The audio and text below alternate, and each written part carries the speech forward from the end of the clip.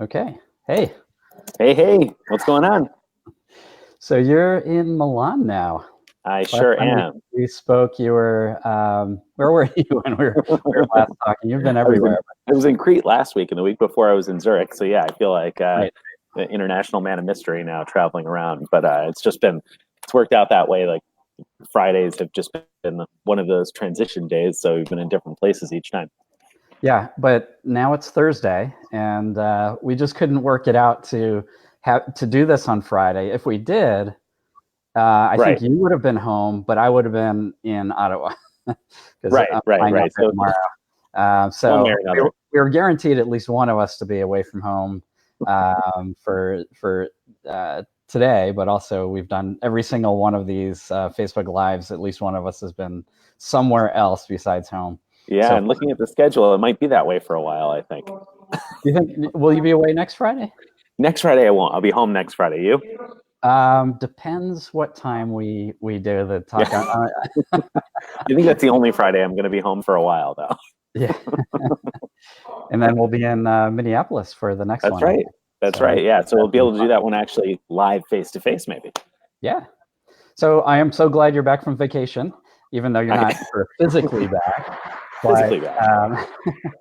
Right. so some Right. of the things you kind of missed while you're away. Yeah. What Um, did I miss? What happened? well, so one of the things was Plastiq. We had been earning 3x again using the Chase Inc. Business Preferred Card when paying bills through Plastiq, but then that didn't last long, or at least didn't last long since we learned about it. Not long Um, enough. you might go see my cat's tail behind me there. Um, but yeah, so it died quickly, unfortunately, because that was a nice that was a really nice thing. Oh, yeah. What else did you miss? You missed two new cards debuting. So Yeah. Tell the me about these two new cards. So what Spalestra, Spinesta, Sinesta, Sequestra. Sonesta, What is it? Sinesta. Sonesta, it's a hotel card. Yeah, like who's ever heard of the Sonesta chain, right? But Not it. apparently they get good reviews, or at least a lot of them do. I'm sure not all of them.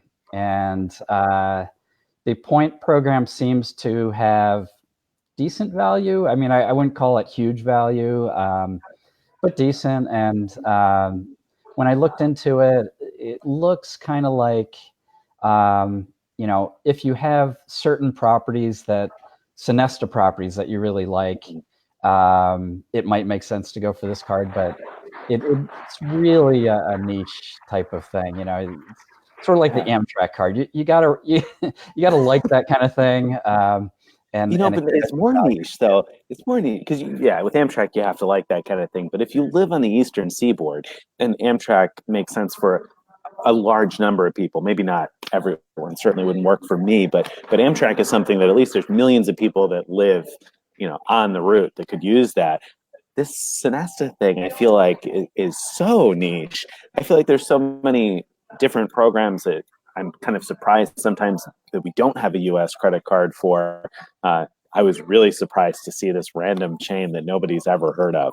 Yeah, except when I first heard it, I thought it was a Central American or South American chain only. But if you look at the click through on my post to the list of properties, there's something like 20, I want to say 26 U.S. states that are represented.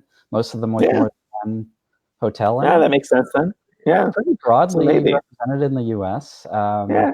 And you highlighted a Um, couple of popular places. Hilton Head, I know you had in there, a couple other popular yeah, spots that, yeah, like you said, if you travel to one of those places and this is, I think, one of those cards for people who say that they've applied for all of the cards already. And if you really truly are in that situation where you don't have much open to you, maybe if this looks good because you're going somewhere, I guess, where this would work. Maybe I feel like it's kind of a stretch to see that this would have more value though than applying for points that can be used more broadly I agree with you in more totally. locations. Totally, Doesn't totally. I doesn't would make a much lot of rather sense. have transferable points. Speaking of transferable points, one of the other things you missed is Amex went on a spree, a transfer bonus spree, where they were offering targeted bonuses, and not just little 20 or 30% bonuses, but 40 or 50% Huge. bonuses. Huge. Huge. Except they're not to their A-rated partners necessarily, but you do have British Airways, 40 or 50% you could have been targeted for.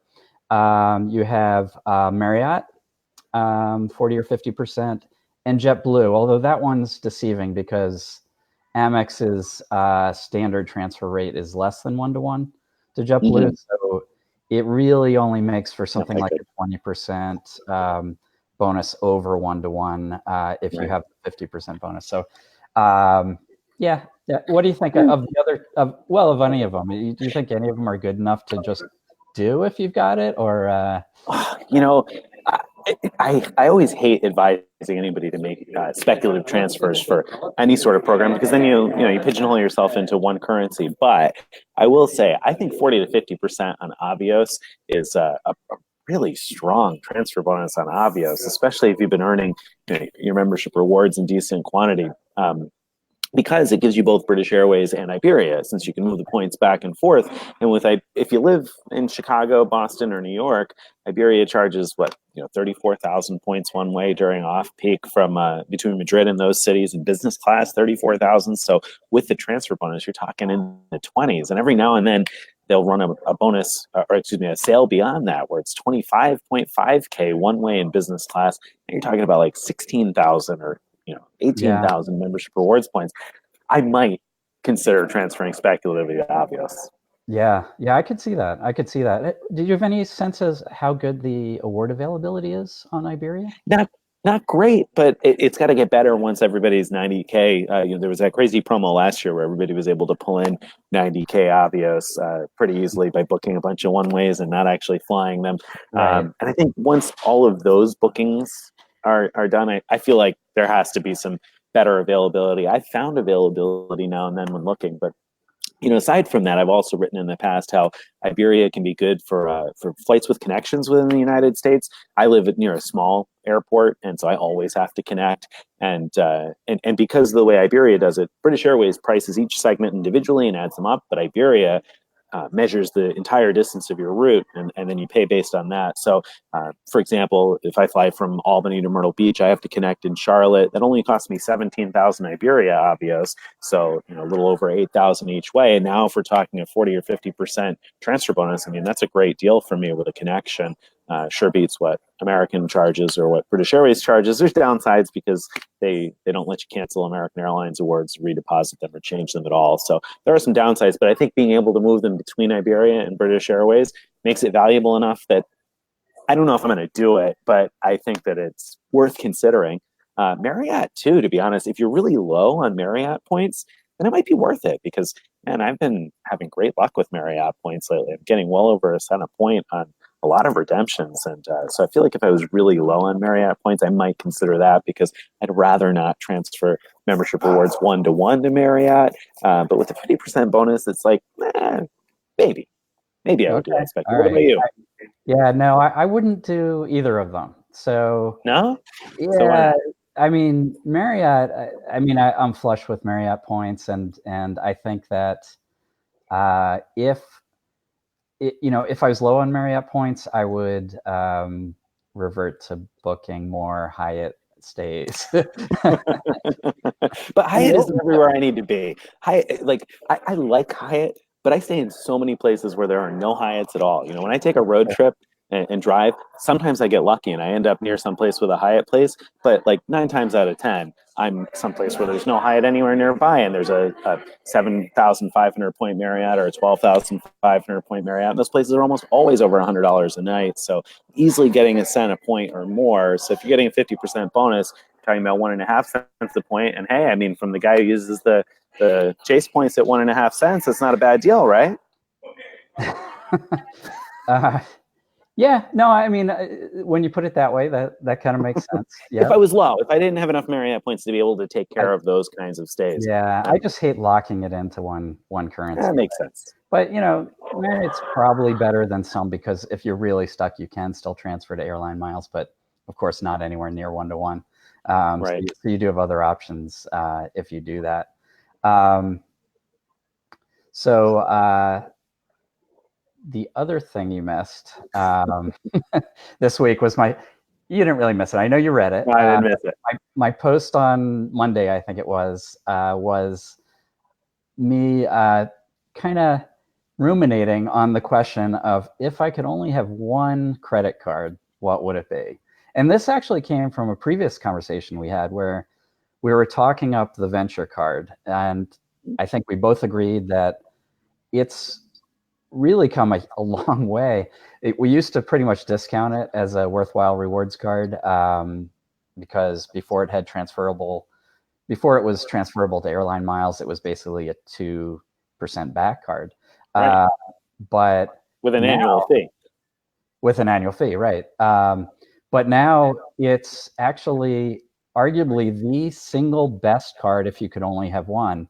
And so I asked myself, okay, given that I'm telling people that, do I believe it? Would I do it myself? And I actually came to the conclusion, no, I would prefer the Sapphire Reserve. Yeah, I can't get my mind around that. So why the Sapphire Reserve? I mean, you got to reiterate this for me. Why would you go for? I mean, remember, you're not only spending on travel and dining. There are a lot of other expenses in life.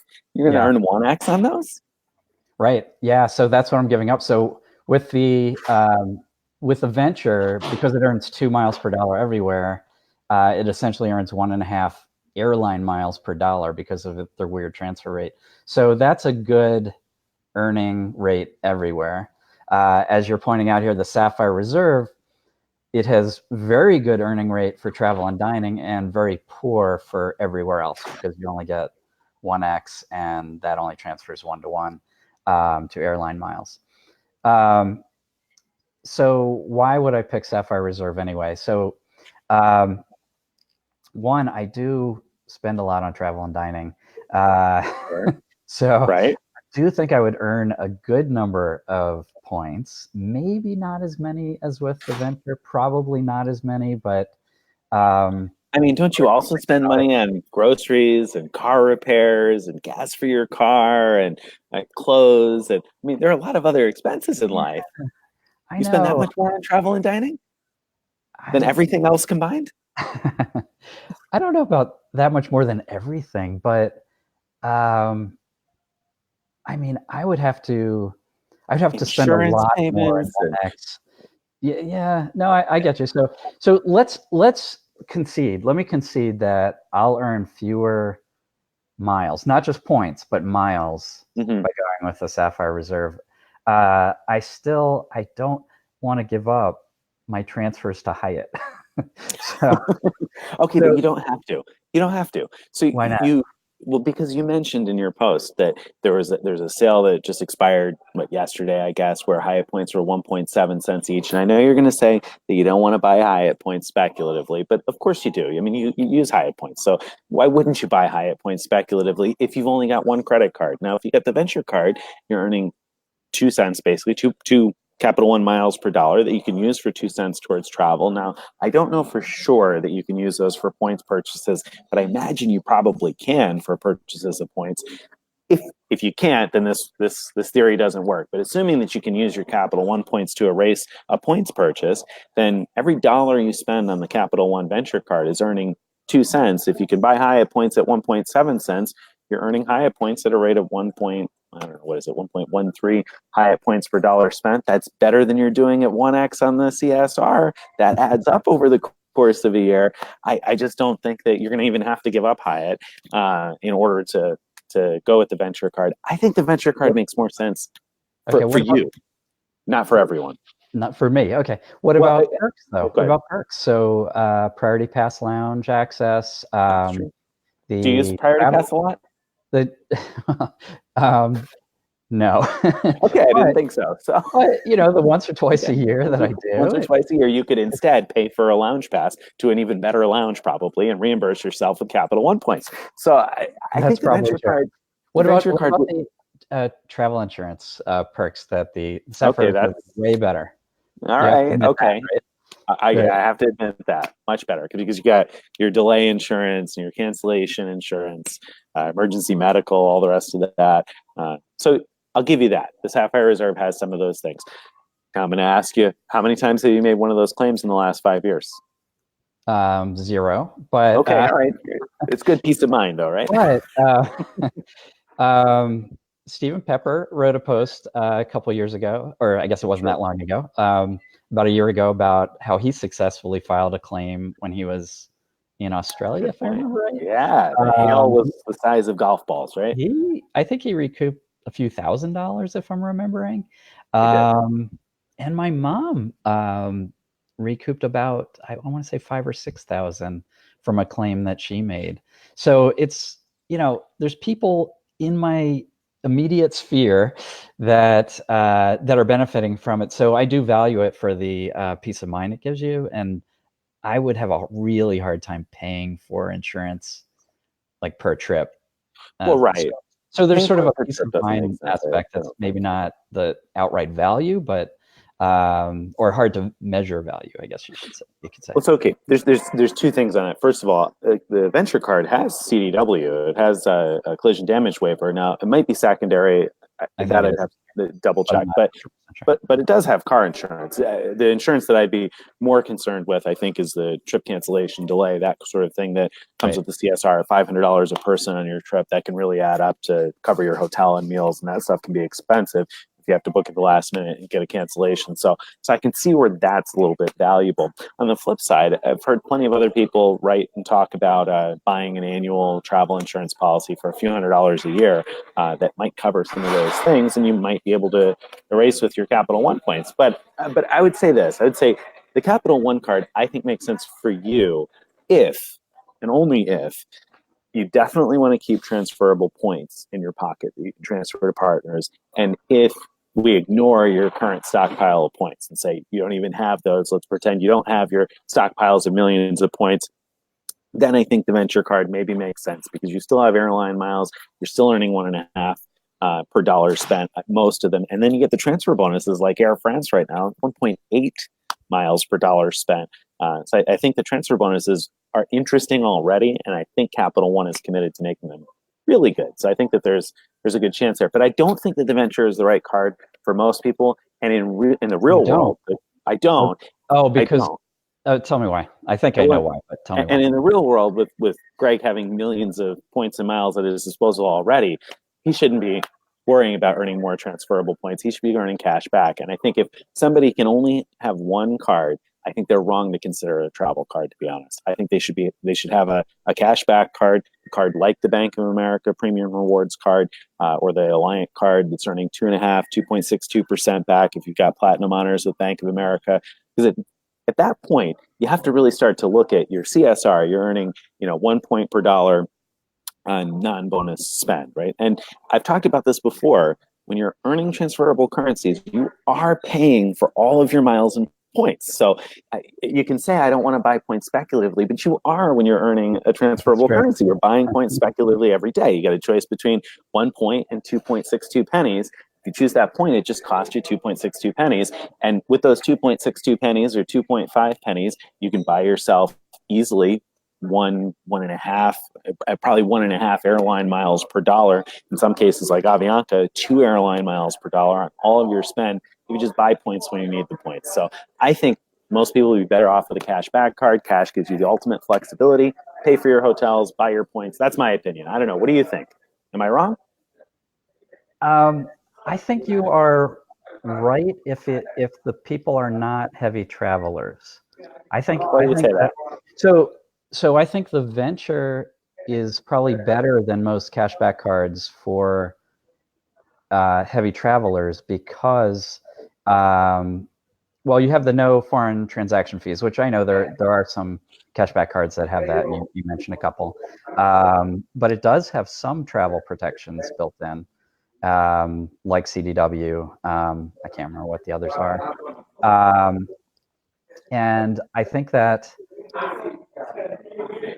a lot of people, well, maybe not a lot of people, but I think that any readers of our blog, even if they're not heavy into the miles and points stuff, will occasionally see a deal that requires airline miles to jump on it, and they'll be really, really happy that they have that option to transfer points. And I don't think you're giving up that much by earning 2% instead of 2.5, which is, I mean, the Alliant card isn't that easy to get anyway.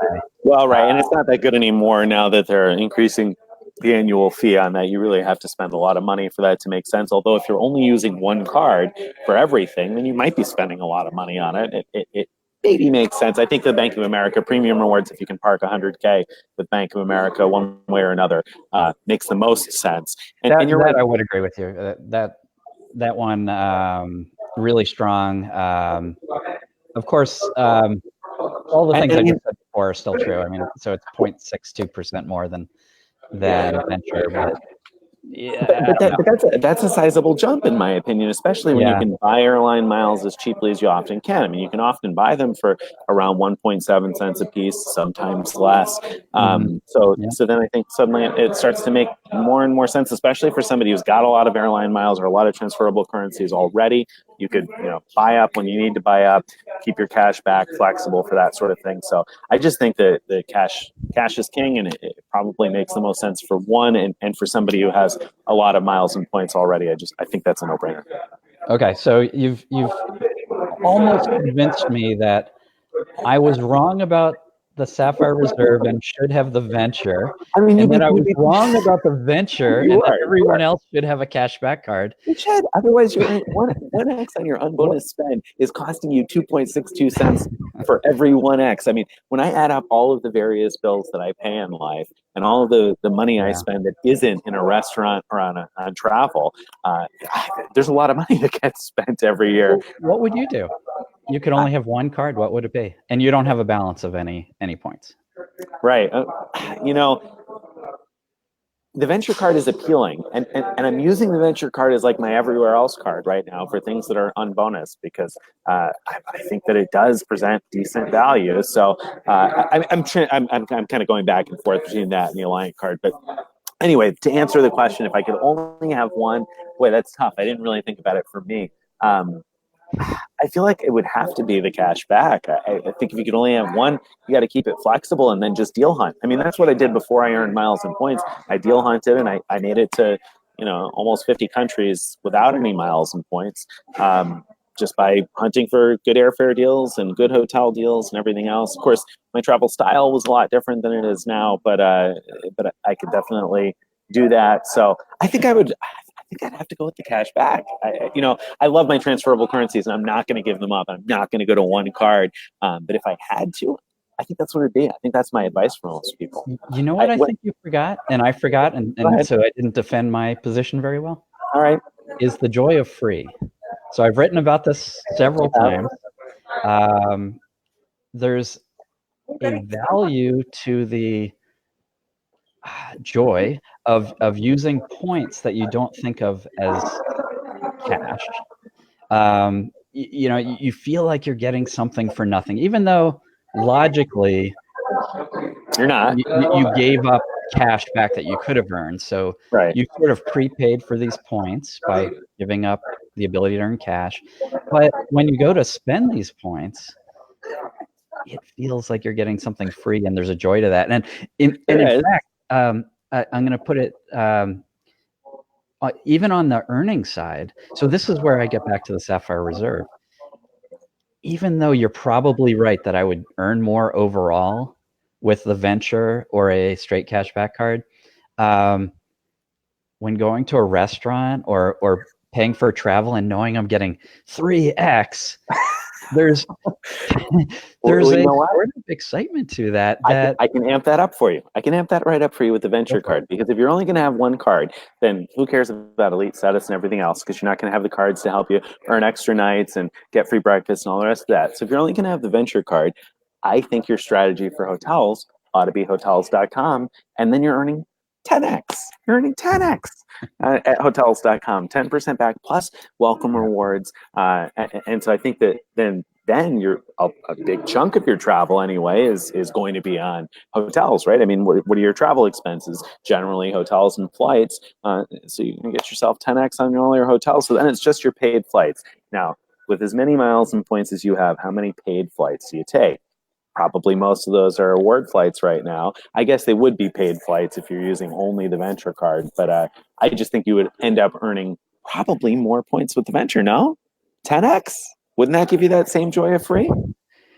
Yeah, maybe. No, that would for sure. I think it would.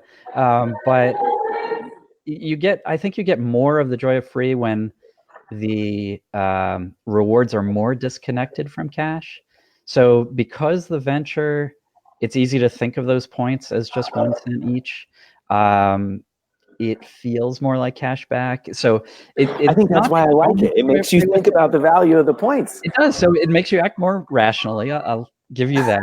But what I'm saying is there's a value to the irrational pleasure that you get from the disconnection between the points you're getting and the actual redemption later. And so you have the excitement of getting the 3x with the Sapphire. You have you have the excitement of getting better value than you could have if you got a cashback card. Like every now and then when you get that great award redemption, whether it's with Hyatt or United or any of their other transfer partners. And then when you book travel through the Ultimate Rewards Mall, you don't have the same, or I don't have the same joy of free because then it's feeling more like cash and I'm thinking of it as 1.5 cents each. But it's still one layer. At that point, you could have been doing better with the venture card. And at that point, because you're taking 1.5. Well, I guess not necessarily. If you're it depends how much travel and dining you have. Yeah, that's true. And for people who do spend a lot on travel and dining, maybe. Go ahead. You're willing to give up the joy of free? No, you see, I think I'd still have the joy of free because I mean, I don't know. Would I not? Am I lying to myself? I'm not sure. I feel like I would. With cash back. Well, I like no trip is ever going to be free again with cash back. That's true. And as somebody who's burned a bunch of points in the last couple of weeks, I feel a little hypocritical saying that I would take cash back over the points. Right. I have been enjoying that joy of free for sure.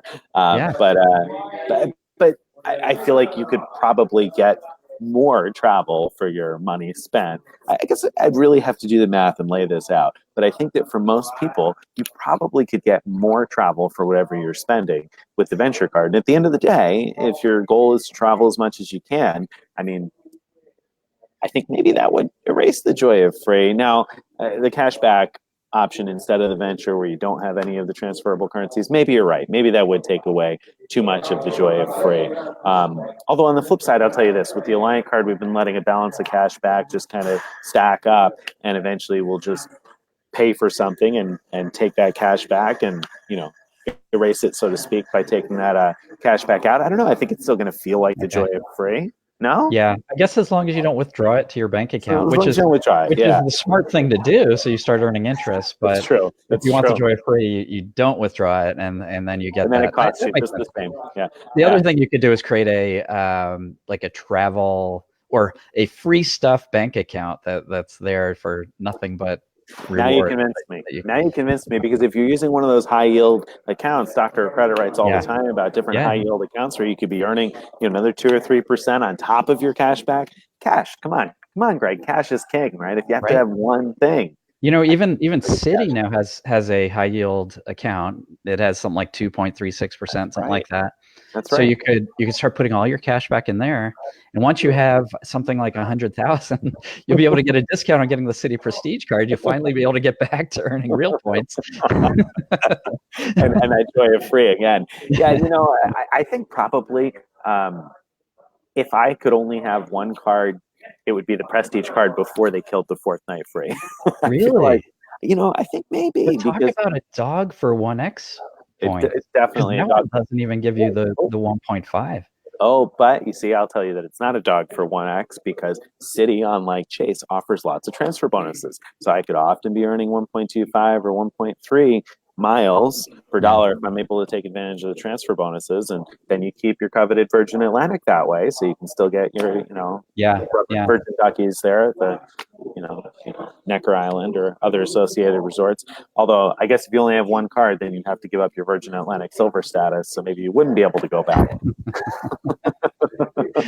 Or I could start crediting my Delta flights to Virgin Atlantic. Then I'll be okay. Well, you could. I think that would be a good decision. I would be behind that. So lastly, if Amex was accepted everywhere and you could only have one card, which Amex card would you pick? Oh boy, that's a good question because I'm a big believer in the Amex Gold. But if you could only have one, yeah, I think it'd still be the Gold, to be honest, because I think you'd end up earning more points that way, right? The Blue Business Plus is capped at 50K for 2x, so you could earn 100 with 50K spend, but you could earn 100 with just 25K spend at the grocery store on the Amex Gold. And what I like about that is you have a combination of, obviously you're going to spend money on groceries every year. Then you could also theoretically throw in a little bit of MS, earn some fuel points. So I think that it's an easy 100,000 points. You would be giving up on all the 1x stuff that you're spending money at 1x, but I think the Gold would probably be it. All right, we're in total agreement there. Yeah, I would definitely pick the Gold card, and I was sorry when I was writing the post that the Gold card is an Amex because I just can't.